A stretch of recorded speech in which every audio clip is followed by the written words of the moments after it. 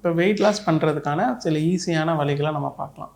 நார்மலாக ஒரு ஆவரேஜ் மேல் ஒரு ஃபீமேலுக்கு எவ்வளோ கேலரிஸ் தேவைப்படும் அப்படின்னா 1800 calories for a female, 2100 calories for a மேல். இதுக்கு மேலே நம்ம எவ்வளோ கேலரிஸ் எடுத்தாலும் நம்ம வெயிட் கெயின் பண்ணுவோம், அவ்வளோதான். இப்போ அந்த வெயிட் கெயின் பண்ணாமல் இருக்கணும், அதாவது வெயிட் ரெடியூஸ் பண்ணணும் அப்படின்னா நம்ம என்ன பண்ணலாம்னா கேலரி இன்டேக்கை நம்ம கம்மி பண்ணிக்கலாம். இந்த கேலரி இன்டேக்கை கம்மி பண்ணுறது ஹெல்ப் பண்ணுறதுக்கு தான் சில ஃபுட்ஸ் இருக்குது. ஃபார் எக்ஸாம்பிள் ஃபைபர் கண்டென்ட் நீங்கள் அதிகமாக எடுக்கும் போது அது எல்லாமே கம்மி கேலரியாக இருக்கும்.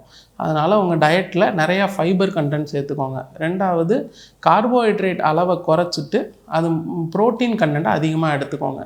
ப்ரோட்டீன் எதுலலாம் இருக்கும் அப்படின்னு பார்த்தோன்னா சிக்கன், ஃபிஷ், அப்புறம் பன்னீர், சோயா, இது எல்லாத்துலேயுமே ப்ரோட்டீன்ஸ் அதிகமாக இருக்கும்.